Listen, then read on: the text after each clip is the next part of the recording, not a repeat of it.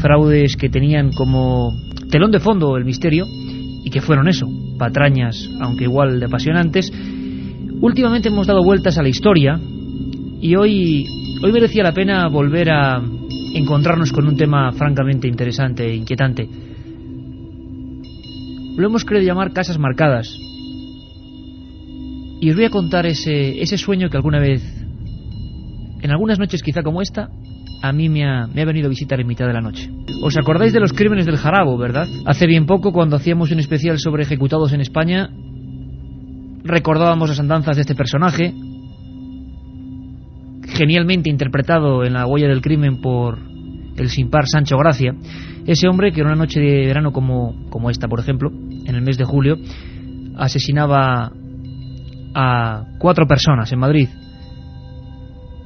Bueno, pues ¿Alguna vez, Carmen Porter, buenas madrugadas? Buenas madrugadas, Iker. Porque vivimos relativamente cerca de ese lugar, nos hemos parado delante de ese portal, ¿verdad? Calle Lope de Rueda. Nos hemos parado justo delante del portal donde se produjeron los crímenes y también en esa tienda donde Jarabo fue el primero al que fue a atacar, a ver si estaba allí, donde dejó empeñadas las joyas en esa casa de empeño que se encontraba en la calle Say de Baranda. Bueno, pues lugares marcados por el crimen, ¿no? Bien, pero sobre todo esa casa, no vamos a decir el número de la casa porque puede ocurrir como en mi sueño. Un cuarto piso exterior, un cuarto piso donde Jarabo entró repentinamente, acuchilló a la criada, le metió un disparo al dueño de la casa. En fin, uno de los crímenes más importantes de los últimos 50 años en España.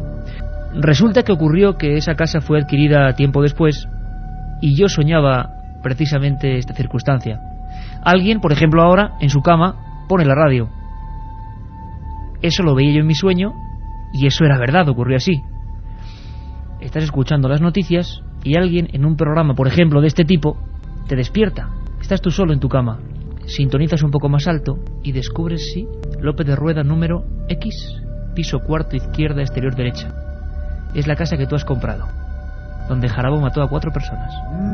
Así que hoy, excepto cuando sea absolutamente imprescindible, Carmen, no daremos algunos datos muy concretos, porque realmente puede haber gente, aunque hay otras casas que no. Ha habido eso, casas marcadas. Vamos a hablar con forenses, con policías, con investigadores, con uno de los fundadores de la Policía Científica Española. Se han encontrado casas donde los crímenes se han ido repitiendo durante diferentes épocas, una macabra coincidencia, pero es que también ha habido casas... Bueno, ¿quién no recuerda, Carmen, nombres como Puerto Urraco, Crimen de los Urquijo, Crimen de la Katana, mucho más reciente, los macabros hallazgos del Mesón aquí al ladito, del Lobo Feroz, lugares que no han vuelto a ser habitados, lugares sobre los que pesa cierta leyenda, mito, fraude, creencia, superchería o realidad, o respeto, o que no nos gusta estar en una casa donde se ha derramado sangre, demasiada sangre. Fíjate lo que nos contaba el más prestigioso forense español y buen amigo de este programa, don José Antonio García Andrade, 4.000 autopsias en su espalda, y nos hablaba eso de casas marcadas. Es un fenómeno universal, porque la gente de alguna forma tiene miedo a la aparición y tiene un miedo importante a seguir viviendo donde se ha producido un hecho sangriento y sobre todo con estas características. Les cuesta mucho trabajo el vender esa finca, el vender esa casa, el volverla a habitar. De alguna forma todos tenemos miedo a ese personaje fantasmagórico, pero que de alguna forma lo estamos viviendo o lo podemos concienciar. La otra realidad. Milenio 3. En la SER. Yeray Martínez y don Antonio Bravo van a llevar esta nave del misterio. Una nave que hoy se convierte casi en eso, en receptáculo.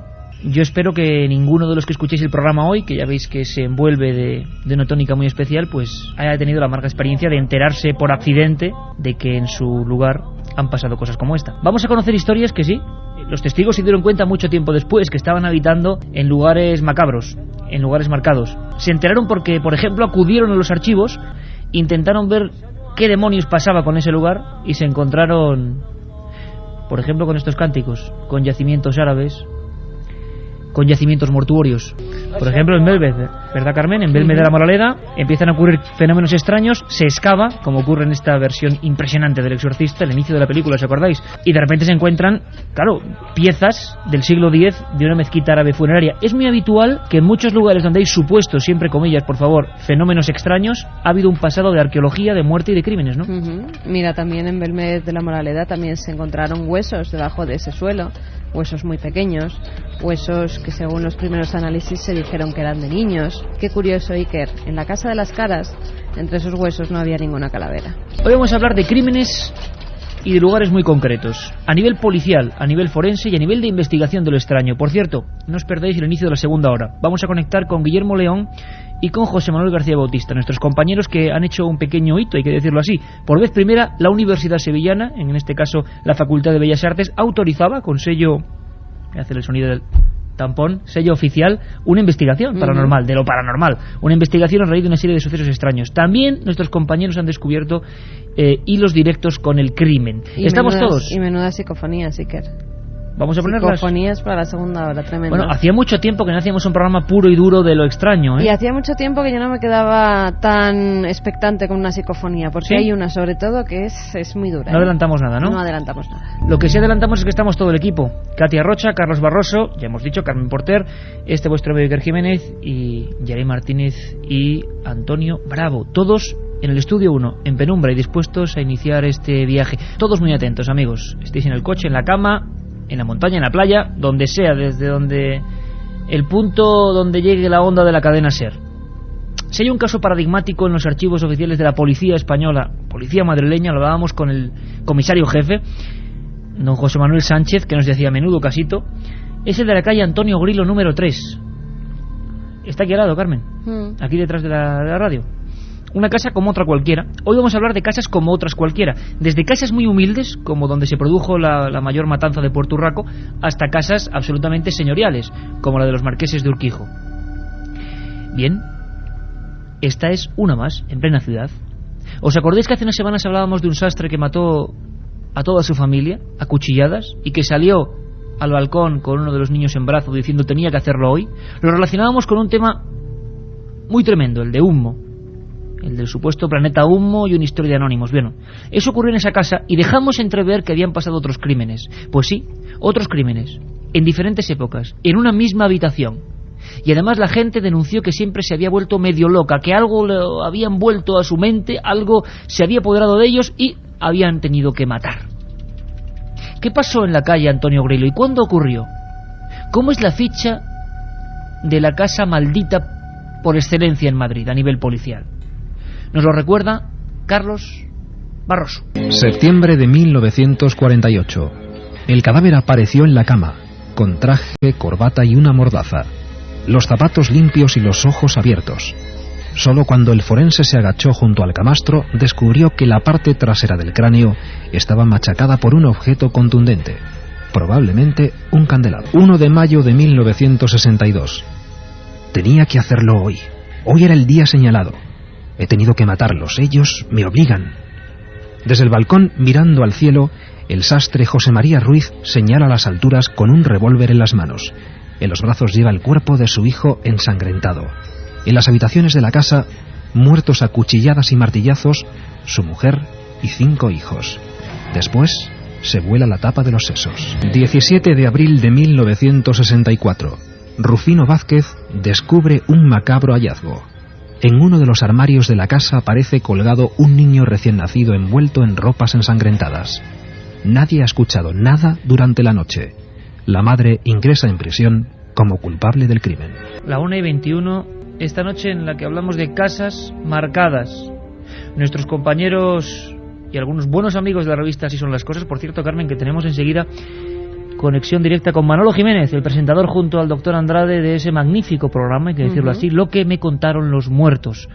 De verdad, investigación forense de lujo, y queremos tener a Manolo que nos cuente cosas del programa y cosas de estas casas marcadas, porque en su revista hablaban de eso, de un puñado de lugares que no hay quien los venda cuando se han puesto en venta, por ejemplo, y algunos de ellos, por ejemplo, la casa de Pietro, donde Pietro Arcan mató al abogado Castillo hace bien poco, un caso terrible. No es que no se haya vendido, es que nadie ha vuelto a entrar en ella. Sigue tal y como aquella aquel día, iba a decir, aquella noche de autos, casi día porque era madrugada. Sigue igual. El caso de la katana, donde un muchacho se vuelve loco y rabadán y mata a toda su familia. Nadie ha vuelto a entrar. Están todavía las marcas incluso de la sangre. Y vamos ya con mensajes a ese 7640 que nos dicen: yo vivía en una casa en la cual se suicidó un hombre en la bañera y pasaban cosas muy extrañas y de mucho miedo. Nos acabamos mudando de casa, nos dice un amigo. Porque había fenómenos después de... después de ese suicidio. En Vélez, Málaga, hay una casa que vivía mi prima y por las noches sentía que alguien la tocaba. Hay una especie de pasadizo. Curioso, Iker. En Guía de Isora, en Tenerife, mató un chico a sus padres. Esa casa la derrumbaron tras pasar varios inquilinos, nos dice Yoli desde Tenerife. Hola, soy Luis desde Benidorm y la verdad, hoy no sé si podré dormir. No me quiero imaginar el pasado de este lugar. Amigos, como siempre, desde toda España, aportando sus ideas. Por cierto, Antonio Grillo número 3. Una pelea extraña de personas que se abren la cabeza con un candelabro. Después, ese sastre que mata a toda su familia como una sombra, está despertando el día y con un cuchillo de cocina va matando a sus propios hijos y a su mujer. Y después, cuando esa casa se vacía, alquila una habitación a una mujer que cuelga de la percha a su propio bebé. ¿Qué nos dice Salvador Ortega? Inspector, experto en criminalística, uno de los fundadores, pioneros de la Policía Científica Española. ¿Qué opino de ese caso, de ese expediente? Estoy más en el lado de la concreción y en el lado, naturalmente, de aquello que es tangible, y que todo aquello que tenga una aplicación lógica hay que buscarla. Eso es lo normal. Sin embargo, no cabe la menor duda de que existen esas condiciones raras y esas condiciones fuera de lo normal que se han dado en una misma casa. O sea, ahí hay el primer crimen que se comete, parece ser que es un ajuste de cuenta entre homosexuales o una riña de desamores. El segundo crimen es el del sastre, que también tenía su explicación. Fue más raro porque intervinieron pues anónimos, incluso cartas que pudieron postdatarse, y el último caso es el de una chica joven que está viviendo con su hermana, que queda embarazada de su novio, que era gruesa y pudo guardar el embarazo durante todo el tiempo de la gestación, y que luego después, cuando ese niño nace, pues para guardar su vergüenza, para no enfrentarse con la realidad de la época en que estaba y vivía entonces, pues naturalmente lo que hizo fue lo estranguló y lo tuvo guardado además en el cajón de uno de los aparadores de esa habitación. ¿Podríamos explicar con palabras llanas y sencillas qué significa esto? ¿Qué quiere decir que un lugar esté impregnado? Pues en un lugar donde al parecer se han producido fenómenos luctuosos, asesinatos, palizas, cuchilladas, en algún lugar en el que de cierta forma pues ha habido violencia, agresiones. Según los espiritistas de la época, del siglo pasado y del siglo XIX, decían que podía ser que todo eso se quedara impregnado en el ambiente, en las paredes, y que luego, incluso con las psicofonías ya en el siglo XX, decía que esas psicofonías podían ser los gritos, los ecos de esos hechos luctuosos que se hubieran quedado en el ambiente. O sea, como decían al final Marconi y Edison, como si el aire, el éter, fuera una especie de disco duro o de cinta magnética donde se fueran quedando cosas. Son teorías, por supuesto, lo dejamos bien claro, teorías. ¿Qué opina un investigador policial de la talla de Salvador Ortega cuando se encuentra con estos fenómenos, con casas de crimen repetido, con casas donde nadie quiere vivir, con casas donde incluso muchos inquilinos llegan y sin saber por qué salen de allí huyendo como alma que lleva el diablo? Le escuchamos. Da lugar a pensar que efectivamente hay situaciones no explicables, y pongámoslos entre comillas. Yo soy una de las personas que evidentemente pienso que el hombre era policombustible, que es energía pura y que va agotando sus propias energías a lo largo del trozo y de la época de tiempo en que permanece en vida, al menos visiblemente en vida para nosotros. Después hay una energía y que no sabemos nunca dónde va. El hecho de poder pensar que existen energías negativas, negarlo sería absurdo. En pensar que existen, creo que da lugar y pie a ello muchas facetas de la vida en las que nos tenemos que enfrentar con ellas cara a cara. Luego, ¿cómo actúan? Es lo que no sabemos. ¿De qué depende? Tampoco lo sabemos. Noche de investigación en vivo. Por cierto que, como casi siempre ya en este verano, a las 9, el domingo, estaremos aquí en perfecto estado de revista contando nuevas historias. Tengo en mis manos ahora unas fotografías, sí que tienen algo. Uno no sabe qué es exactamente, pero transmiten algo. Es un mesón. Era un mesón. Un viejo lugar de comidas muy popular, donde en pleno meollo viejo de Madrid, donde ocurrió algo demasiado extraño, demasiado triste. Se llamaba, igual ahora alguno que está medio durmiendo, ahí en la frontera entre la vigilia y el sueño, o en un coche, o caminando cerca de esta calle, o quién sabe si en el piso superior de este mesón, que era también habitáculo con casa, va a recordar perfectamente de un latigazo el tema, porque en Madrid fue muy impactante. Está no muy lejos de Antonio Grillo, curioso. Era el mesón del Lobo Feroz. Otro de esos sitios que no era vendido, nadie quería evitarlo, e incluso cuando pasó el tiempo y la gente acudía, sentía algo extraño, huía del lugar. Se reformó casi 15 años después de estar ahí solicitando nuevos inquilinos, el mesón del Lobo Feroz. El 23 de enero de 1989 eran hallados por unos albañiles los cadáveres de 2 mujeres que se encontraban emparedadas en el sótano de un bar de Madrid situado en la calle Lucientes, número 9. Allí se encontraba el mesón El Lobo Feroz, que llevaba cerrado más de un año. Anteriormente, en el lugar se levantaba un bar de alterne, que era regentado por una mujer. Días más tarde la policía encontraba más huesos, un dedo, varios dientes y restos de un cráneo. El doctor forense José Manuel Reverte Coma examinó los restos y la policía determinó que las mujeres habían sido asesinadas a finales de 1987 con un cuchillo de cortar jamón. Apuntaron a Santiago San José, antiguo dueño del mesón Lobo Feroz, como presunto autor de las muertes. Se le acusó de 3 delitos de asesinato, uno de ellos frustrado y 2 inhumaciones ilegales. El preso reconoció haber acuchillado en el corazón a la prostituta María Luz Varela Alonso, de 22 años, y días más tarde la ocultó con una tela, unos plásticos, y cubrió todo ello con yeso. En ese mismo mes de agosto volvió a la calle de la Cruz para contratar los servicios de otra mujer, a la que invitó al mesón como había hecho con su anterior víctima. Allí volvió a utilizar el cuchillo jamonero para acabar con su vida, y una vez muerta la tapó con ladrillos y maderas. La última de las mujeres, Araceli Fernández Regadera, logró escapar de su agresor. Santiago San José fue condenado por la Audiencia Provincial de Madrid a 72 años y 4 meses de cárcel. El abandono total, nadie quiere abrir esas puertas, y hay como una especie de leyenda negra, incluso entre los propios madrileños que conocen con horror los hallazgos. Se habló incluso de cadáveres en estado de semi-momificación. Pues nadie quiere ni regentar el tema como un comercio, ni volver a habitar el lugar, la parte de adentro, como una casa. Nadie quiere poner los pies allí. Es una historia típica, a ras de suelo, porque no era un piso elevado, da a la calle. Hoy es otro lugar completamente remodelado, por fortuna, y no creemos que tenga que pasar absolutamente nada. Simplemente hablamos de la leyenda, el misterio, el mito, la sombra de lo popular, el mesón del Lobo Feroz. Sobre estos temas y muchos otros se está viendo incorporaciones televisivas. Quién sabe qué sorpresas, y no digo nada, nos pueden venir en los próximos meses. Pero de momento, que 2 profesionales, don José Antonio García Andrade y Manolo Jiménez, que están haciendo un programa que se llama Lo que me contaron los muertos, que se refiere además al título de un libro de Andrade sobre investigación forense. Queremos que nos cuenten algunos detalles y queremos, sobre todo, que, bueno, nos expliquen varias cosas. Creo que tenemos ya conexión con Manolo Jiménez. Creo que tenemos ya datos frescos y que vais a sorprenderos. Creo que está por ahí Manolo Jiménez. Buenas noches. Muy buenas noches, compañero, ¿cómo estás? Oye, pues nosotros encantados primero de la magnífica aceptación que está teniendo el programa Lo que me contaron los muertos. ¿Cómo lo estáis llevando con el doctor Andrade? Una experiencia diferente, pero que hacía falta, yo creo, en la televisión actual, ¿no? Pues, hombre, a mí me parece que sí. Yo creo que es algo absolutamente distinto. Así lo han reconocido también la mayor parte de los críticos, que hemos tenido unas críticas sensacionales, cosa muy rara, además cuando estamos hablando sobre todo de un programa de sucesos, ¿no? Porque la gente pensaba que era un programa de sucesos al uso. Luego después, pues, a medida que vas viendo los capítulos, se ve que no.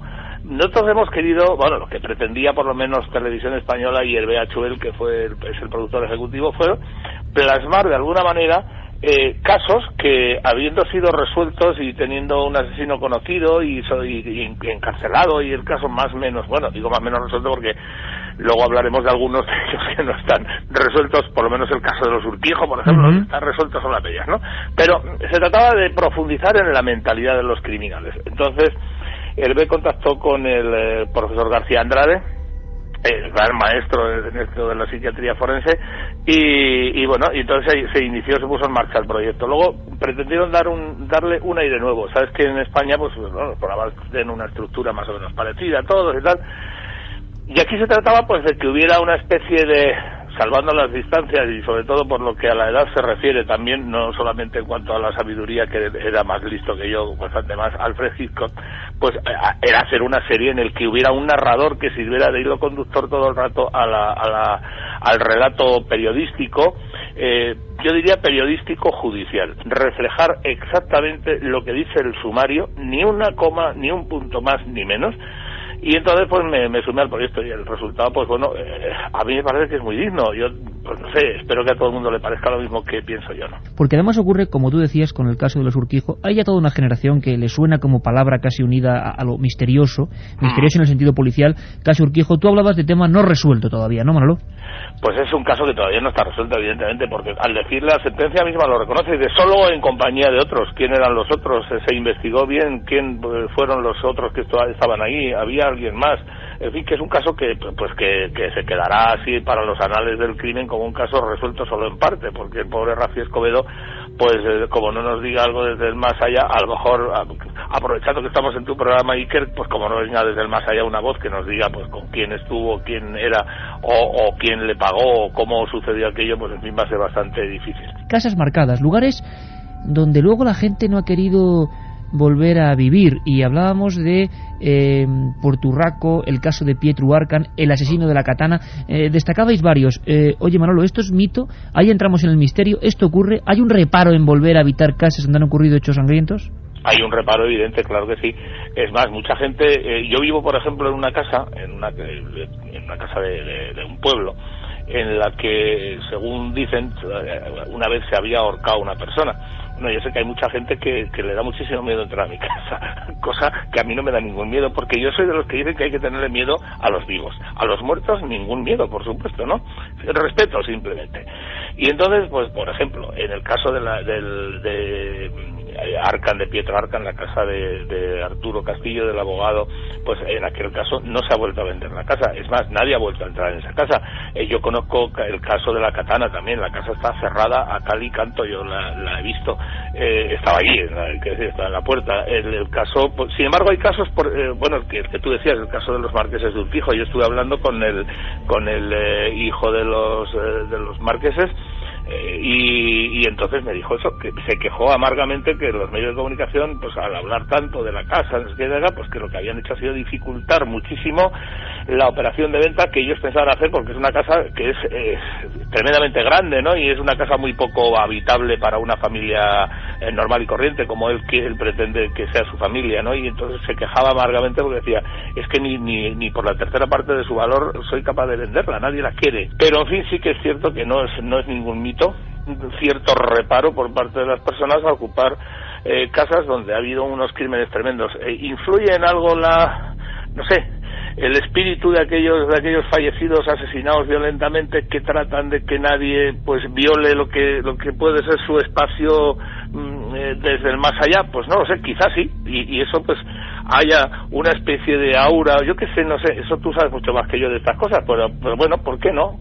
Pero lo que no hay duda es que ahí están los casos, los ejemplos, y que esas casas no se han vuelto a vender nunca, y eso está fuera de toda duda.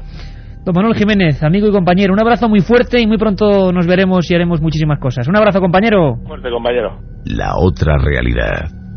Fenómenos extraños. Milenio 3. En la SER. Aquí en el estudio 1, como siempre, todo en penumbra, y ya avisábamos de que era una noche muy especial, muy particular. Casas marcadas. Laura, que nos ha escrito a ese 7640, ya sabéis que sorteamos 3 CDs con los programas de Milenio 3, nos dice: hace tiempo vivíamos en una casa en la calle Guzmán el Bueno, en la que vimos cosas muy raras y hasta hicimos una psicofonía terrorífica. Allí había habido una muerte. Otro amigo nos dice: ahora mismo, y seguro que sin saberlo, hay una familia en un piso de alquiler en el Paseo Marítimo de Cádiz, donde el asesino descuartizó a su mejor amigo. En Serón, Almería, alquilé una casa donde se suicidó una pareja. Una noche escuché pasos y había una habitación en la que no se podía dormir, o enfermaba, nos dice Nuria. Ángel desde Murcia dice: en un hostal que ahora está abandonado mataron al dueño de 63 puñaladas. Yo hice psicofonías y se oyen voces y ruidos. Compré una casa hace 3 años, solo pude pasar una noche. Cuando entraba sentía una enorme tristeza y no podía parar de llorar. La verdad es que es impactante, porque como nos suele ocurrir, soltamos la vía del 7640, como el día, por ejemplo, que se ve algo en los cielos, pasado mes de junio, o por ejemplo el día que empezamos a hablar de supuestas leyendas, encuentros en la carretera, y aquí tenemos algo parecido, casas con misterio, y estamos recibiendo decenas, centenares de mensajes de amigos que han vivido experiencias.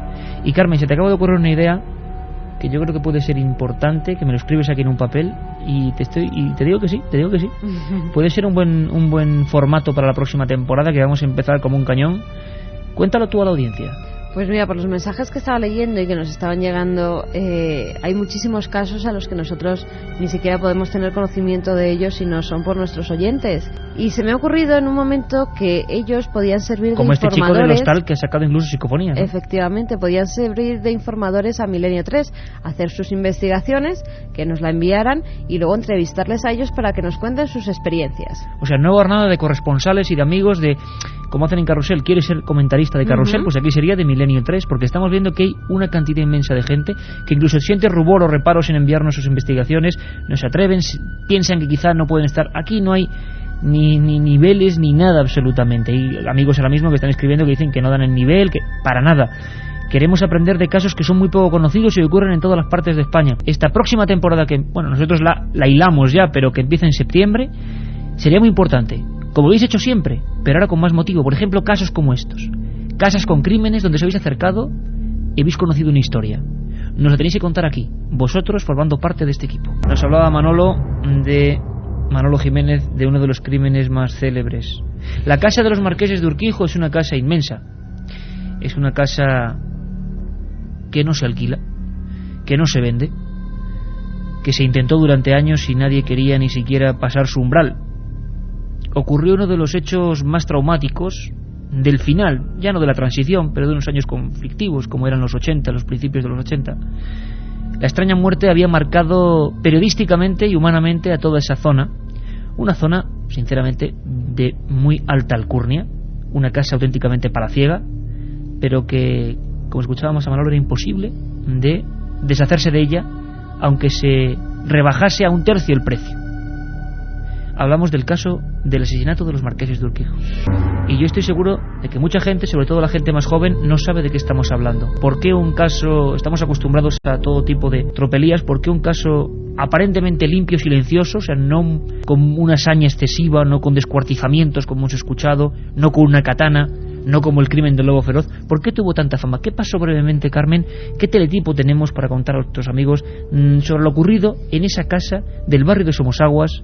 Si no me equivoco, una noche de julio, finales de julio, ahora justo hace 24 años, ¿no? Efectivamente, Iker, todos los hechos se produjeron en la madrugada del 31 de julio de 1980 al 1 de agosto. Ese día los Marqueses de Urquijo son hallados por su criada, por una de sus criadas, en su habitación en el chalet de Somosaguas, en Madrid. El marqués apareció muerto de un tiro en la nuca, su esposa de 2 disparos, uno en la boca y otro en la yugular. Los marqueses tenían 2 hijos, Juan, que estaba en Londres durante el asesinato, y Miriam, que estaba casada y recientemente separada, hacía 4 meses que se había separado de Rafael Escobedo. A los 3 meses de producirse ese asesinato es detenido Rafi Escobedo. Él llega a autoinculparse de esas muertes, luego diría que no, luego se desdiría en el juicio. El juicio se celebra 3 años después, en junio de 1983.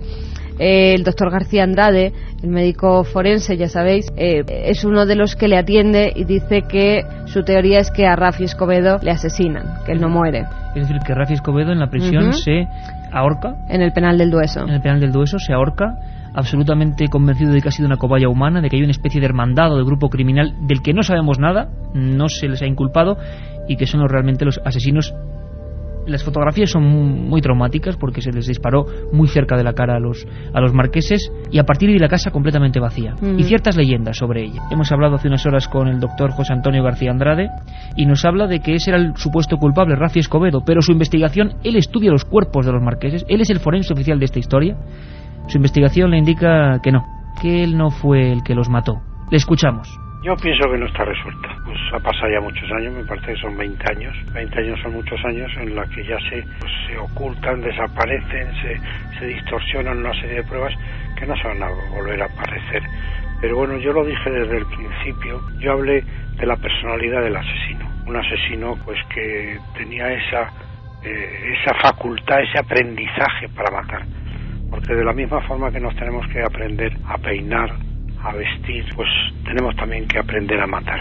Verdaderamente era un asesino el que disparó sobre el marqués y la marquesa. Era un hombre que sabía perfectamente lo que estaba haciendo y un personaje que sabía que, bueno, pues cuál era su misión, y su misión la realizó como la de un profesional. Todas las miradas apuntaban a él, un hombre frágil, un hombre muy deteriorado en la cárcel del Dueso. Doctor Andrade habla de profesionales, Rafi no lo era. Pero vamos un poquito más allá. Esa casa queda maldita, queda marcada, nadie quiere habitarla, y menos cuando 8 años después prácticamente de estos hechos, Rafi aparece colgado en la prisión del Dueso. Es como un cúmulo de desgracias en torno a esta historia que en el fondo tienen que ver con lo que pasó en esa casa tal noche como hoy, cuando Julio tocaba a su fin. En el año 1987, un año antes de la muerte de Rafi, que ahora vamos a comentar, Luis García Berlanga alquila esa casa para rodar parte de una película que es Moros y Cristianos. No lo dieron pasar bien. ¿Cómo se encuentra Rafi el 27 de julio del año 88, Carmen? Ese día Iker Rafi Escobedo aparentemente se suicida en el penal del Dueso. Insistía en que él era consumidor de drogas y lo dijo abiertamente, además en algunas entrevistas. En El Perro Verde, me parece, él dice que sí, que es consumidor de drogas, pero dice que no ha asesinado a los marqueses. También el abogado Marcos García Montes tiene la teoría de que 2 presos le ayudan a morir. ¿Por qué? Porque Rafi se encontraba inconsciente cuando le cuelgan. Él aparece ahorcado de unas de los barrotes de su celda, pero según tanto el forense como el abogado Marcos García Montes dicen que alguien le ayuda a morir, que alguien le ahorca a Rafi Escobedo. Bueno, la última entrevista con Rafi Escobedo fue para esta casa. La hacía Matías Antolín, que hoy compañero que está en otros medios informativos, en otras emisoras. En esa época, año 88, trabajaba en la cadena SER. Obtuvo un permiso para entrevistar a Rafi de una manera dramática. El archivo de la SER ha funcionado y escucha a Carmen cómo describía Matías Antolín el lugar donde apareció Rafi muerto. Ha llovido, nevado, granizado incluso, desde que fuera detenido Rafi Escobedo como presunto autor de la muerte de los marqueses de Urquijo. Ha pasado el tiempo, se ha echado tierra a los muertos, uno de los encausados, Javier Anastasio, ha puesto tierra por medio y muchos quisieran echar tierra al asunto. Intramuros y extramuros se ha estado cocinando una leyenda negra. Persona y personaje cabalgan juntos, pero las cosas no son como son, sino también como se cuentan. Nos encontramos en el Dueso, asemeja a un convento de la Inquisición. Junto al muro un camposanto, la muerte de un cementerio. Aquí cohabita con más de 600 presos Rafi Escobedo. Suena en sus bolsillos, llenos de agujeros, la calderilla de su vida. Allí estaba Antolín, ejerciendo de periodista en el lugar de los hechos. Una ristra de muertes, una ristra de desgracias que empezaron en un lateral de la piscina, donde se entraba hacia la casa, ese chalet que hoy nadie quiere, en Somosaguas. Para el doctor forense García Andrade no cabe la menor duda. Hay mucho más misterio en toda esta historia. El grupo, una hermandad criminal, evidentemente yo sí pienso que intervino en este caso, cuando se da cuenta que Rafi está llegando a sus últimos momentos, que ya no puede más, que está agotado, que piensa que se va a pasar muchos años todavía en cárcel, es cuando de pronto ese grupo se asusta y para que no hable, entonces simulan un suicidio. El hallazgo positivo de cianuro en las vísceras de Rafi y sobre todo la mayor cantidad de dosis, sobre todo en las vías aéreas, nos permitían afirmar que la muerte fue por cianuro, y la muerte por cianuro es rapidísima y no le da tiempo a colgarse y suicidarse. Por supuestísimo que dedicaremos un programa especial a este crimen misterioso sin resolver de esa España convulsa de los 80. Un crimen que, como repetimos de nuevo, empieza en un lugar. Rafi Escobedo apareció colgado. Así acaban todas las rumorologías y el caso se cierra, pero aquí en Milenio 3 reabrimos las cosas. Matías Antolín, como decimos, entrevista, realiza las últimas preguntas a Rafi Escobedo allí en el penal. Este es Rafi Escobedo poco antes de morir. No sé muy bien qué es lo que decir, qué puedo contar, pero creo que la mejor forma es empezar saludando. En verdad, empezar diciendo eso de buenos días. Para otros, para mí por ejemplo, esos días más que días son noches, y como noches, ¿qué son? Están repletos de oscuridad, de soledad y de tristeza. Y ahora tengo que contaros algo, deciros algo. Y no sé muy bien qué deciros, porque no sé si vale la pena decir algo o no decir nada. Realmente lo único que me gustaría sería poder cambiar todo lo malo que hay en este mundo, todo lo que funciona mal. Pero me parece que eso es imposible. Esto no tiene arreglo. Por eso hay que vivir, que son 2 días. Matías Santolín para el programa Vivir, que son 2 días. Hace ni más ni menos que 16 años, Carmen, ponía el micrófono amarillo, este mismo, y hablaba con esa persona. Pero las casas, la historia de casas misteriosas continúa ahí por toda España. En Extremadura, por ejemplo, se habló, Carmen, de una casa que sangraba. Ocurrió en Arroyo de la Luz. En 1985, al parecer, de las paredes de una vivienda de ese pueblo extremeño surge sangre, manchas de sangre. ¿Os imagináis algo más macabro? ¿Os imagináis algo más extraño? Julio Barroso, nuestro compañero investigador extremeño, siguió esa historia. Escuchad muy atentamente. Repentinamente empezó a brotar sangre de la pared de una habitación y una vez allí esa sangre caía y recorría parte de la casa. Comentaba lógicamente que quien descubrió esa sangre fue su mujer Dolores Castaño esa noche, esa madrugada, y que salía de la habitación de Mapsi y Felisa. Ella decía, la mujer, que encendió la luz del cuarto y noté que estaba pisando una sustancia viscosa. Jerry Martínez, Antonio Bravo, con los sonidos, con la magia que nos hace casi visualizar esa escena. Año 85, Arroyo de la Luz. ¿Qué estaba ocurriendo? La investigación, incluso por parte de la familia, según nos cuenta Julio Barroso y según publicó en su día la prensa extremeña, era decir que era un fenómeno paranormal. Pero a veces el misterio es mucho más intrigante, mucho más truculento. Julio siguió investigando. Manchas de sangre que intentaban ser enyesadas de nuevo y volvían a aparecer, como clamando justicia. Crimen y misterio, una vez más, como siempre, unidos. Algo parece ser que se ocultaba.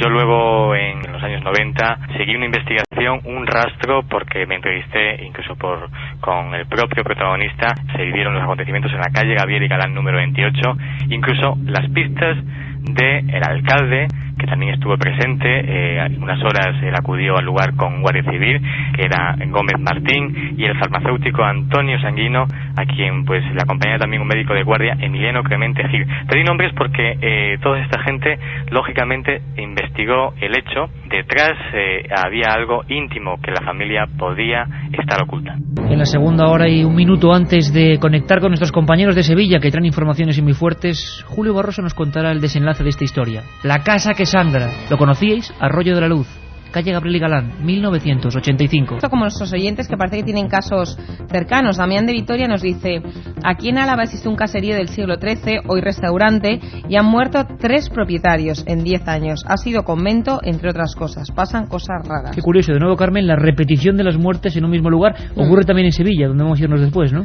Muertes, pues un decano, bueno. Vivo cerca del Cortijo de los Galindos, del pueblo sevillano de Parada. Sería un buen lugar para investigar. Nos saluda un oyente desde Merchena. Bueno, ese es uno de nuestros clásicos, ¿no? José Valladolid dice: ¿sabéis si en verdad lo que ocurrió en la pedanía de Daimalos, en Málaga, emparedaron al párroco y a sus amantes? ¿Ah, sí? ¿Cómo es el lugar? A ver, vamos a anotarlo, porque ves, aquí es el tema. Se llama pedanía de Daimalos. En Málaga, y emparedaron al párroco y a los amantes. Como es casi lógico, lo tenemos nosotros. ¿Sabéis algo, chicos? Yo no. Una cosa, Carmen, ¿qué tendría que hacer este personaje o persona que nos ha enviado este mail? ¿Tú qué le aconsejarías? Pues que tirara de hemeroteca, fuera a buscar los periódicos de la época, si sabe en qué año ocurrió el caso, buscara los más datos posibles que nos llevaran a un nombre, a una dirección, que nos llamara, que nos remitiera la información, que mandara una carta o un mail tanto a milenio3@cadenaser.com como a Gran Vía número 32, octava planta, 28013 de Madrid. Nos contara el caso, le llamaríamos, le entrevistaríamos y que nos diera pues sus opiniones y lo que ha vivido, los sentimientos que ha tenido. De esa manera, en investigador directo de este programa, ¿no?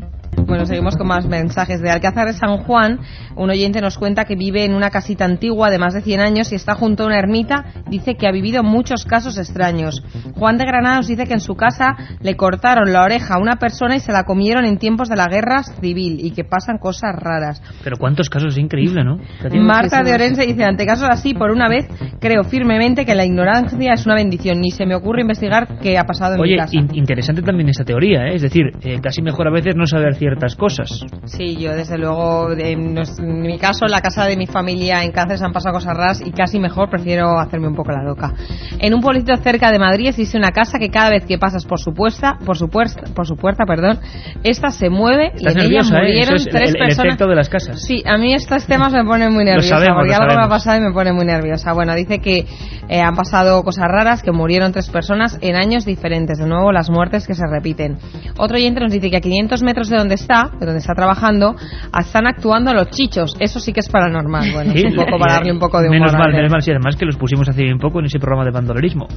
Estuve de vacaciones en una casa de un pueblo cerquita de una iglesia. Tenía un pasadizo tapado hacia el claustro de la iglesia, desde donde se oían sonidos raros. O sea, de nuevo también en los emparedamientos y los elementos religiosos, monjas, conventos, también hay mucha leyenda urbana con esos pasaditos, suicidios, ¿no? también. Sí, están llegando muchos temas de suicidios. Mira, Luis de Cuenca nos dice: en mi casa antigua se suicidó un hombre electrocutándose en la bañera. Pues fíjate qué muerte más terrible. Cuando estoy en el baño se sentía una presencia extraña.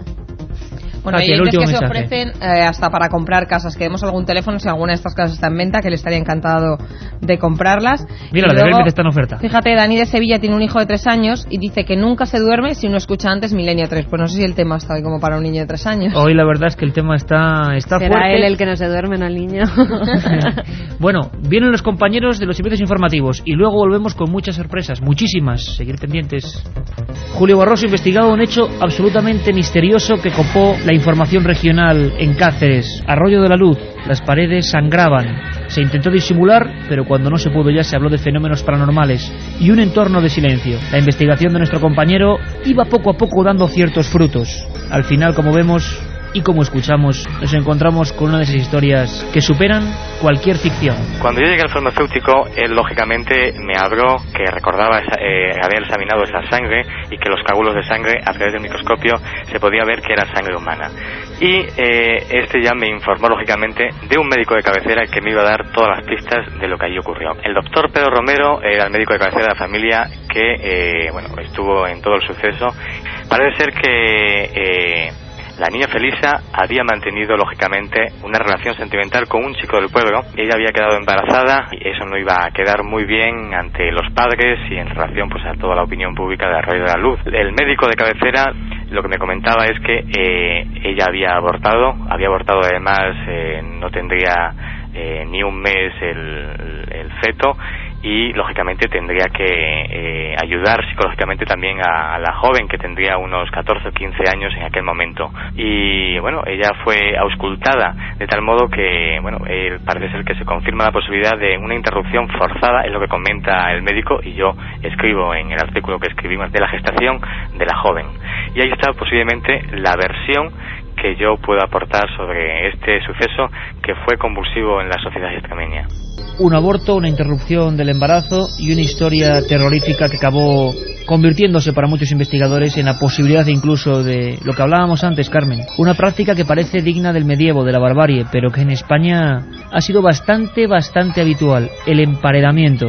Y quizá por eso, poco después de esa práctica, las paredes clamaban justicia, las paredes hablaban, como en el cortijo de los Galindos. 5 personas aparecen muertas y de repente, aquella primera noche, cuando todavía no había ni siquiera aparecido el último de los cadáveres, alguien, una mano anónima, dibujó en el yeso blanco de la entrada: aquí mataron a 5. 2 y 11 minutos, 27,1 grados en la Gran Vía. Estamos todos. Katia, que ya está terminando labores prácticamente a última hora, repasando historias de archivo porque vamos a viajar en el tiempo. Carlos Barroso, Carmen Porter, buenas madrugadas de nuevo. Hola Iker, de nuevo. Aquí seguimos con estas músicas que además los amigos en el SMS nos están diciendo quién pone esas músicas, nos está poniendo los pelos de punta. Pues son Jerry Martínez y Antonio Bravo. Y esto, por ejemplo, es un disco muy desconocido que he encontrado yo hoy en mi casa, en nuestra casa, realmente como una reliquia que yo no sabía ni que lo tenía. Es la banda sonora original de la primera parte, claro, de la versión del 74 de esa película tan agradable, El Exorcista. Oye, Carmen, vamos a Sevilla. En Sevilla parece que... bueno, no parece.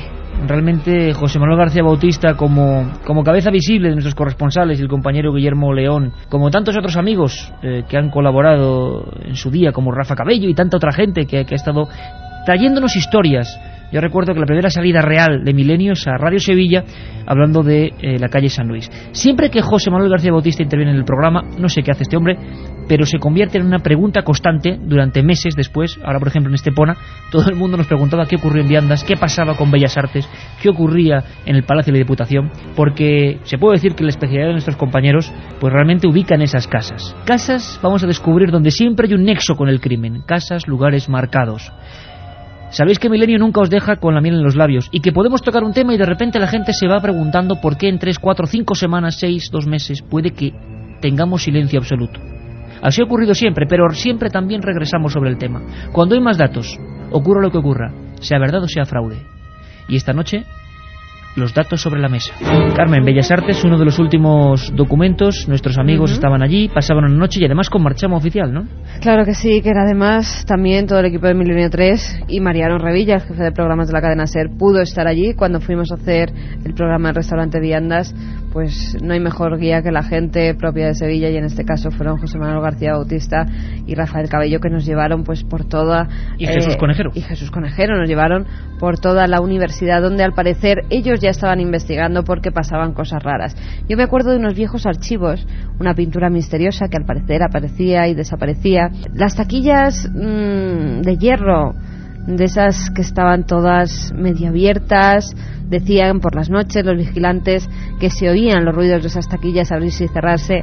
Algo pasaba. También una figura fantasmal, un espectro que se aparecía por esos pasillos de la Universidad de Sevilla. Y como siempre, y que quede bien claro, el equipo de Milenio ni quita ni pone, y nuestros corresponsales tampoco. Solo son misterios, algunos tienen explicación. Mucha gente dice, ¿por qué matáis la magia, por ejemplo, del 25J? Cuando descubrieron nuestros compañeros que podía tratarse prácticamente seguro de un satélite militar, ¿no? Porque, como decía Germán de Argumosa, y lo repito aquí, yo soy muy amigo de usted, pero más de la verdad. Y nosotros vamos a contar la verdad.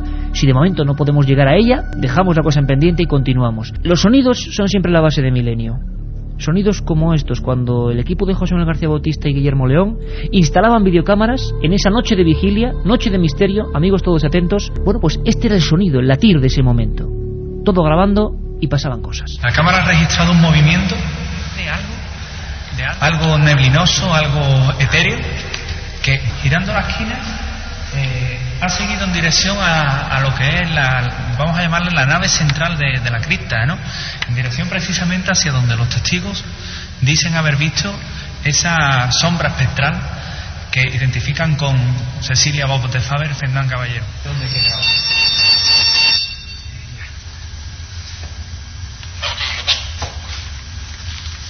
Cuando toca... Aquí está otra vez la luz encendida.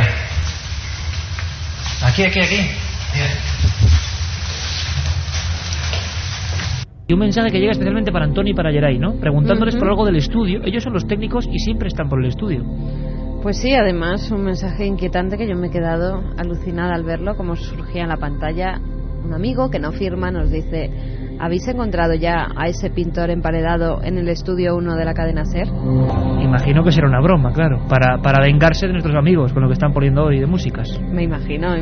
Lo que no sé es que se imaginarán y qué mal lo tuvieron que pasar también, con emoción, pero también pasándolo mal, nuestros dos compañeros que ya están. José Manuel García Bautista, compañero, buenas noches. Buenas noches, Iker, buenas noches a la audiencia de Milenio 3.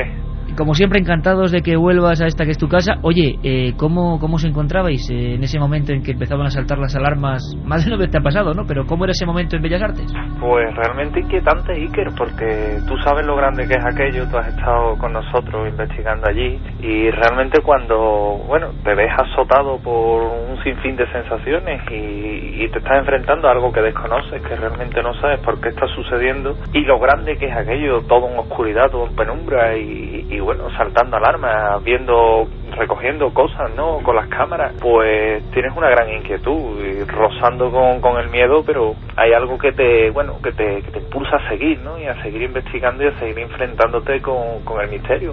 Pero se pasa realmente mal, ¿eh? Se pasa realmente mal, y tú además en estas 3 temporadas de Milenio, y perdona que os ponga una sonrisa, José, porque es que junto con Francisco sin duda eres el reportero que más mal lo ha pasado de este programa, en el buen sentido, porque siempre has traído la información. Guillermo León es otro de esos amigos que está trabajando codo con José Manuel, otro de nuestros corresponsales, y que además por su oficio y por su profesión igual que José Manuel, muy interconectado con la tecnología. Guillermo, buenas noches, amigo. Buenas noches, ¿y qué? Oye, esa noche sois conscientes, y la propia tecnología es consciente, de que algo se está dejando notar, ¿cierto o no? Muy cierto, que bueno, los hechos y las pruebas que así tenemos, pues bueno, corroboran que ciertamente nos topamos con un misterio bastante grande. Un misterio que tú, ¿cómo destacarías? ¿Cuál es el momento en que realmente decís, caramba, aquí de verdad está pasando algo que se escapa a nuestra comprensión habitual de las cosas normales? Pues si te soy sincero, un par de semanas antes de, digamos, la noche famosa que estuvimos en Bellas Artes, pues estuvimos Jesús Conejero y José Manuel, estuvimos en Bellas Artes, ¿no? Bueno, pues tomando unos planos y demás con las cámaras.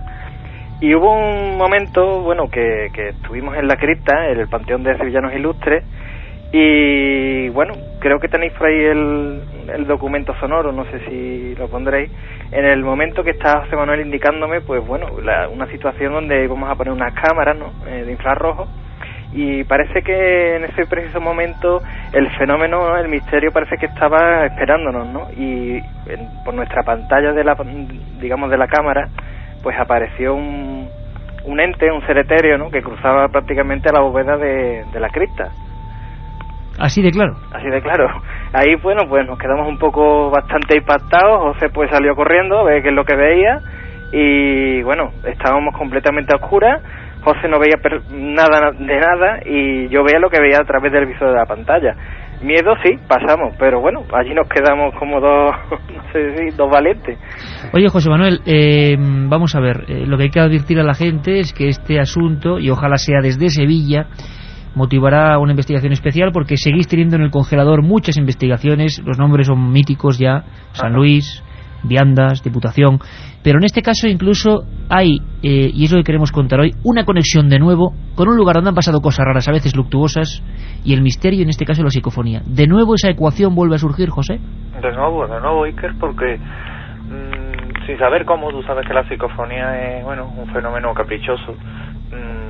Allí el equipo, el despliegue, el material técnico que teníamos, pues algo empieza a empezar a registrar un sinfín de inclusiones que bien puede estar relacionadas con el lugar, o bien puede que algo esté provocando esas mismas inclusiones, ¿no? Desde luego, concretando lo que son el porqué de la psicofonía, creemos que desde luego relacionadas con el lugar, bien por su pasado más antiguo, o bien por el pasado más actual, ¿no? Cuéntanos alguna clave de esos pasados, José. Pues sí, porque Iker, tú sabes que la Facultad de Bellas Artes está cargada de historia, y allí en el Panteón de Sevillanos Ilustres, y no solo en el Panteón de Sevillanos Ilustres, lo que es Bellas Artes es un claustro antiguo, de lo que antiguamente era la sede de la Compañía de Jesús en Sevilla, y tiene la disposición de un claustro jesuita, ¿no?, y demás. Y aquello, hay una serie de tumbas abajo, y hay en concreto un escritor, Fernán Caballero, que no es más que Cecilia Voz de Faber, que está enterrada allá abajo, y se dice, y nosotros por lo menos lo que tenemos grabado nos indica que efectivamente es así, que esta mujer se manifiesta allí abajo, e incluso se sale a dar un paseo espectral desde lo que es la gruta o el Panteón de Sevillanos Ilustres a lo que es todo el claustro, ¿no? Aparte de eso, el sitio se también sirvió para enterrar a los mismos hermanos jesuitas que estaban por allí enterrados, y cuando se acometieron las obras de los sótanos y demás, pues hubo cuerpos que salieron y demás. También tú sabes que aquí la Inquisición actuó duramente, y quemaron muy cerca de este lugar a casi 19.000 personas. 19.000 personas. Efectivamente. Y luego, ya en el futuro más inmediato, en el pasado más inmediato, pues tenemos un fallecimiento de un empleado de allí, de lo que es la Facultad de Bellas Artes, y parece también que a decir de los testigos, del servicio de limpieza, el cuerpo de seguridad, el profesorado, que este señor pues podría también estar un poco implicado en lo que son las recientes manifestaciones fantasmales o espectrales que está sucediendo en la Facultad de Bellas Artes, porque aquí hemos querido identificar dos fenómenos diferentes, ¿no? El que está causado por ese fantasma del pasado que pudiera ser Cecilia Bauer de Faber, y el fenómeno que está causado por este empleado fallecido que tiene otra localización geográfica dentro de la misma facultad y que desde luego está haciéndoselo pasar muy mal a lo que son los empleados allí. La repercusión en Sevilla fue espectacular, toda la prensa hablaba de esos fenómenos, vamos a llamarlos así. Luego cada uno, como siempre, la interpretación es absolutamente libre. Nosotros lo que hacemos es investigar y ofreceros la información, como decía José Manuel y como decía Guillermo, que muchas veces se troca en asunto psicofónico. Hacía tiempo que no poníamos este tipo de material en Milenio 3 y queremos que haya mucha atención. Carmen ya está recogiendo preguntas, 7640 para nuestros compañeros. Es difícil, yo siempre le aviso a Antonio Bravo, nuestro técnico, de que vayamos muy lentamente. Si quieres, incluso, Antonio, quitamos música de fondo para poder captar mucho mejor los sonidos, porque es difícil, Carmen, ¿verdad? Algunas son difíciles y otras son bastante evidentes. Hay una que dice iros de aquí, que bueno, esa es la que te inquietaba, ¿no? Sí. Además es que es muy clara, pero tiene todas las características de una voz psicofónica. Pues si quieres, vamos a ir poniendo la mano en el fuego por estos dos compañeros. No, y además, advierto, haremos un programa extenso sobre toda la historia. Hoy queremos simplemente acoplar el asunto de que las casas marcadas o lugares marcados por el crimen siguen estando ahí, que se siguen haciendo investigaciones, y vamos a contar simplemente una mínima porción de lo que es la investigación de estos compañeros. Esta voz dice, ahí están. Está repetida, no está repetida, está puesta una sola vez, así que, Antonio, la ponemos una vez y luego la volveremos a poner. Yo creo que es muy difícil escucharla, pero vamos allá.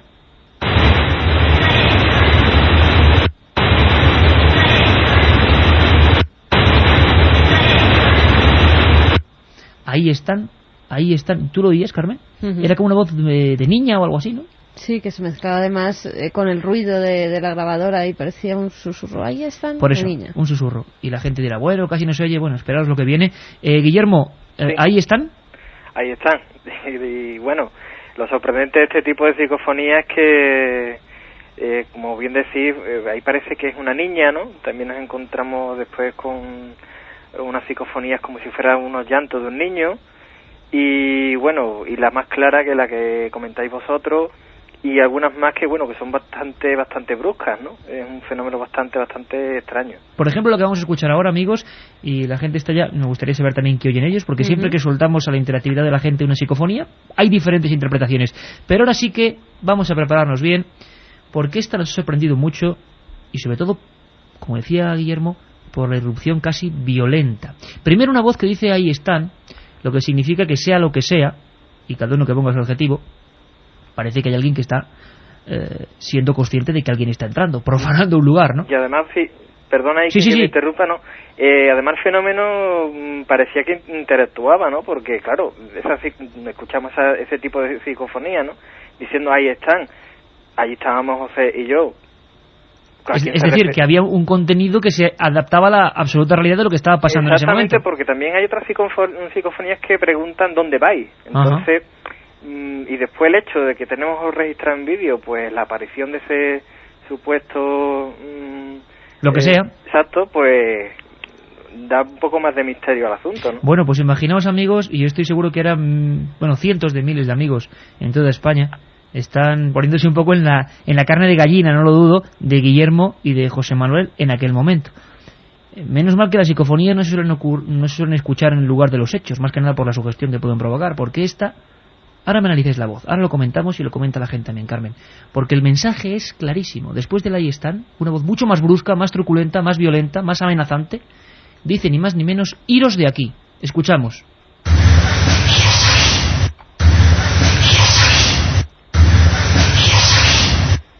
Muy metálica, ¿no? Iros de aquí. Iros de aquí. Vamos a escuchar otra vez, Antonio. Vamos a ver si podemos recuperarla. Muy metálica, yo creo que es clarísima. A través de los cascos lo estamos escuchando con una fuerza tremenda. Lo ponemos de nuevo.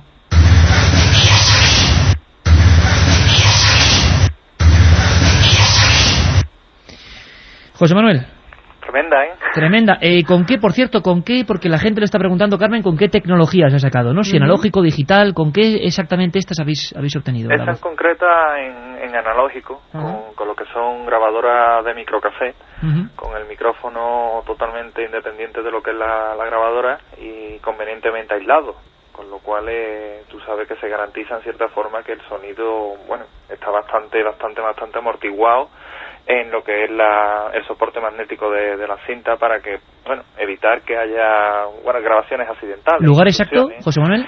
Esa en concreto fue en la primera planta de Bellas Artes, o sea, en el aula, si no me equivoco mal, de escultura, creo que es a lo que se dedica esa planta, y nos dejó bastante sorprendido porque Iker, aparte de, en un momento dado, de lo mal que lo estábamos pasando, no lo puedo negar, pasaron otra serie de fenómenos, como era las alarmas saltando, se llevaron toda la noche saltando, como antes escuchábamos en el documento, ¿no? Justamente, y como también se pasó durante la retransmisión de viandas, ese sonido tan familiar al que nos acostumbramos. También los ascensores estuvieron subiendo y bajando, y era curioso porque en una de esas ocasiones se detuvo justo enfrente de Guillermo y se abrió la puerta sola. Uf. Y justo al abrirse la puerta, el detector de movimiento empezó a saltar y no había salido nadie. Además José Manuel tenía el vestíbulo, lo tenía minado de detectores y de grabadoras, y bueno, allí nos quedamos. Yo por lo menos me quedé helado. Digo, bueno. Vamos a escuchar, amigos, Guillermo y José Manuel, qué dice la gente. Carmen. Pues amigos que nos transmiten las preguntas, para José Manuel y para Guillermo, nos dice: ¿esa sombra qué aspecto tenía? ¿Se movía rápido? ¿Tocaba o pasaba por un pasillo en particular? La sombra, me imagino que es la que grabamos en el Panteón de Sevillanos Ilustres. Iba de lo que es uno de los brazos de la cúpula, ¿no? De izquierda a derecha. Nosotros lo calificamos como un medio cuerpo superior. Sin piernas. Sin piernas, exactamente, y atraviesa, bueno, totalmente lo que es el objetivo de la cámara. En Localia Televisión Sevilla, que es donde también solemos hacer un programa todos los martes, los compañeros de lo que es imagen y demás lo estuvieron viendo, lo estuvieron analizando, y parando el fotograma y viéndolo, se ve bastante bien que era eso, un medio cuerpo de una persona sin definir sexo, perfectamente definido, que parece atravesar semitraslúcidamente lo que es el objetivo de la cámara. La verdad es que fue bastante impresionante. José, fíjate, y Guillermo nos dicen: curioso, habéis oído hablar de los fenómenos que ocurren en la Facultad de Derecho de Córdoba. Es un caso muy parecido, nos dicen Rubén y Bea, que son de Córdoba. Tendríamos que trazar algunas significativas o significativos paralelismos, aunque no del todo, pero desde luego las facultades están teniendo su importancia en esto de lo paranormal. Búsqueme es la siguiente voz que vamos a escuchar. Búsqueme, no es tan clara como Iros de aquí, pero parece también lo que decía Guillermo, que es que hay una interactividad, o por lo menos hay una especie de juego con los investigadores. E imaginaos todo esto en el ambiente donde estamos hablando, en total oscuridad, y bueno, pues la verdad es que bastante gallardamente los investigadores no se marcharon de allí, porque al mismo tiempo, además, que esto lo comentaremos con más profundidad en próximos programas, determinados testigos estaban siendo partícipes de fenómenos al mismo tiempo. Antonio y Geray preparamos el sonido, es Búsqueme. Vamos allá.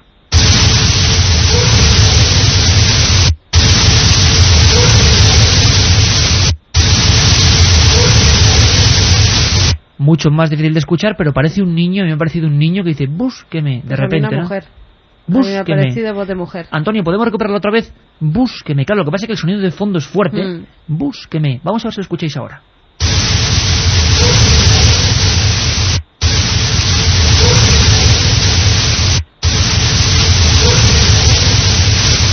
Guillermo, interpretación de esta inserción.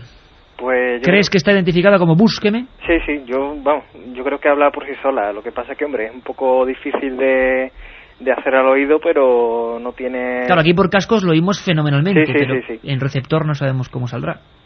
Yo aquí personalmente lo escucho bastante bien. Una cosa sí quería comentar, hombre, también depende del soporte, lo que ha comentado antes José, ¿no? Que grabando con cámaras digitales o con dispositivos digitales, digamos que el ruido de fondo es prácticamente cero, y entonces hay psicofonías que sí son bastante más claras. Pero habitualmente es curioso que las analógicas suelen tener mejor entrada, al menos los especialistas dicen eso, ¿no? Que se captan más con analógica que con digital. Sí. A mí particularmente me dejó bastante impresionado que, bueno, que revisando el vídeo que tenemos grabado del supuesto espectro, al paso de ese espectro se quedó también impregnado una psicofonía, entonces... ¿Al mismo tiempo? Sí. Carmen, ¿hay gente que está hablando del contenido, que difiere de lo que decimos nosotros, que están escuchando otras cosas? Pues amigos que nos dicen, creo que dice veniros aquí. Otro que dice, en vez de iros de aquí, veniros aquí, ¿no? Otro que dice, me ha parecido oír, iros ahí. Sí, bueno. Hay distintas interpretaciones, el ahí todos. 7640, la gente está escribiendo y por supuesto podéis seguir haciéndolo para interpretarlo. Yo no sé qué escucharéis ahora, porque lo que vamos a escuchar, obtenido por supuesto por nuestros amigos Guillermo León y José Manuel García Bautista en la Facultad de Bellas Artes en su investigación en esa noche con Marchamo Oficial, y bueno, yo creo que es un hito importante, es algo que yo no sé si se refiere a un nombre o están calificando algo. Dice máximo. También ese tipo de voz que hay que entresacar con nuestro oído, afinarlo al máximo, y ya veréis cómo nos encontramos con la palabra máximo.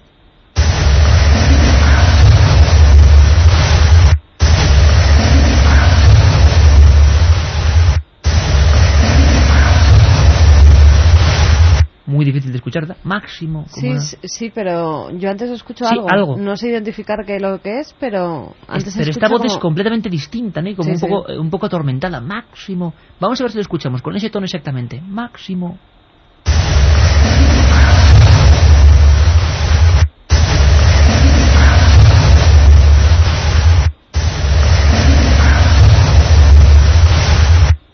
Guillermo y José, ¿habría alguna relación con algún máximo? Esa está grabada justo enfrente de la tumba el nicho de Cecilia Voz de Faber.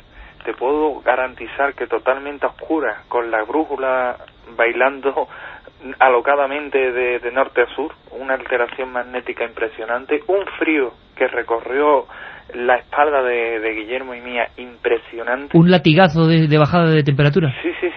Y además una sensación, Iker, tú has compartido esa sensación de no estar solo, allí en la total oscuridad de la cripta. Además que hemos estado en ese sitio con vosotros y es un sitio opresivo, desde luego, ¿no? Sí, es un sitio además que no veíamos a 2 palmos de la nariz, y aquello era horrible y lo pasamos fatal. Y bueno, cuando ya revisando la cinta, porque esa está cogida directamente del audio de la videocámara, pues escucha evidentemente máximo. Yo creo que es máximo lo que dice. Yo creo que dice algo antes, José. Es un máximo o es un algo. Unas palabras antes dice, por lo menos por cascos a mí me entra eso. Pero la investigación luego historia que habéis hecho ha revelado algo en torno a máximo, algún máximo o no. No hay de momento, Iker, no hay una relación directa con ningún máximo. Lo que sí te puedo decir es que con respecto a Cecilia Voz de Faber, tuvo una serie de maridos,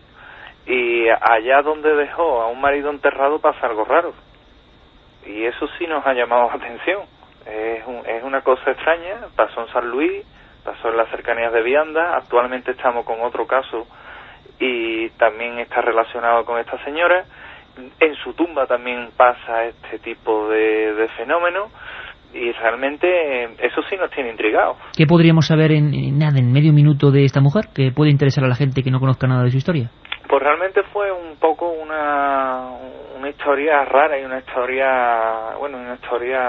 de idas y venidas, ¿no? Se casó varias veces, se sabe que no fue una señora especialmente agraciada, ¿no? Aparte de ello, la vida parece que no tampoco es que la tratara demasiado bien, y fue un poco atormentado, la verdad. Está enterrada en el Panteón de Sevillanos Ilustres. Es una sevillanía de honor, digamos, que tiene.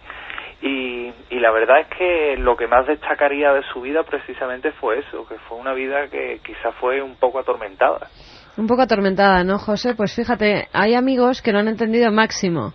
Y tú cuando estabas hablando ahora de la vida de esta mujer, muchos oyentes nos están escribiendo al 7640 diciendo que ellos han escuchado que dice más no. Posiblemente. En vez de máximo. Posiblemente. Tú sabes también, Carmen, que la psicofonía es un fenómeno de oído, ¿no? También a cada uno nos suena de una forma diferente o escuchamos cosas diferentes, a no ser que sea algo muy evidente. Claro, si la intentamos relacionar con esa vida donde no lo pasó muy bien. Exactamente. Pues bueno, Carmen, imagínate lo que va a ser ahora relacionar con la última grabación que tenemos para hoy. Seguiremos indagando en esta historia, por supuesto, con nuestros amigos.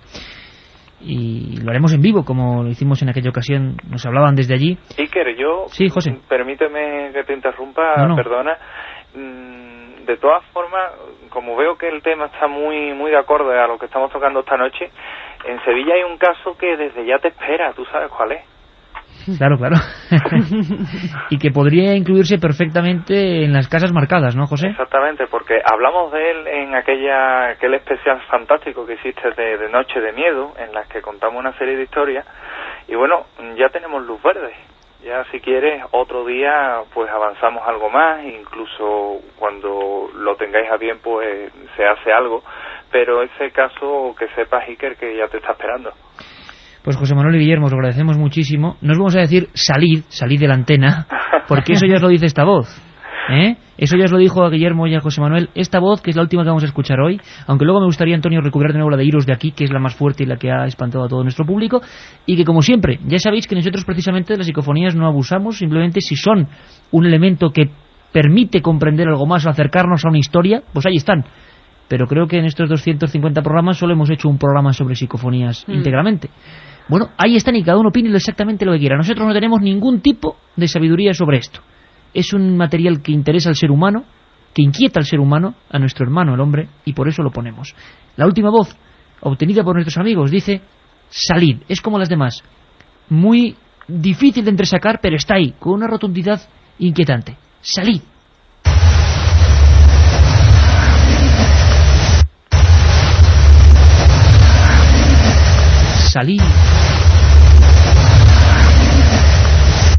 Salid, Guillermo. ¿Sí? ¿Y salisteis de allí después de esto? Hombre, la verdad es que... Por lo menos salisteis bien. Sí, salimos bien. En esta ocasión a José no le ocurrió nada porque... Sí, no como en viandas. Sí, bueno, porque últimamente cada vez que tenemos alguna cosa entre manos le ocurre algo a este hombre, pero bueno, no, salimos bien y bueno, después nos quedamos bastante sorprendidos del material que llevábamos, ¿no? Vamos a ver, porque hay una cosa inquietante, le está diciendo a Antonio que no podemos irnos, la gente lo está reclamando, sin volver a escuchar esa voz que quizás sea la más clara. No quiere decir que sea la mejor ni la peor, porque puede que haya contenidos mucho más interesantes en esas que son tan difíciles, pero claro, esta de Iros de aquí, primero, expresa quizás lo mismo que salir, es como una orden, es como un mandato, y realmente, bueno, decían los viejos expertos y los que saben de estos temas que no era bueno nunca escuchar una psicofonía en el lugar de los hechos, pero yo creo que lo decían no porque se vaya a parecer nada, no sabemos qué son las psicofonías ni si tienen relación con lo extraño para que se aparezca algo delante de nosotros, más bien yo creo que va enfocado a que claro, si uno hace una psicofonía en un lugar tan abrupto como puede ser un monte, como puede ser un sitio escarpado, un risco, o incluso un sótano como donde estaban nuestros amigos, pues hombre, la salida puede hacerse, porque todos somos influenciables, de una manera absolutamente, bueno, descontrolada, y puede haber un peligro físico, pero físico, no espiritual. Repetimos esa voz para despedir a nuestros amigos que dice: iros de aquí.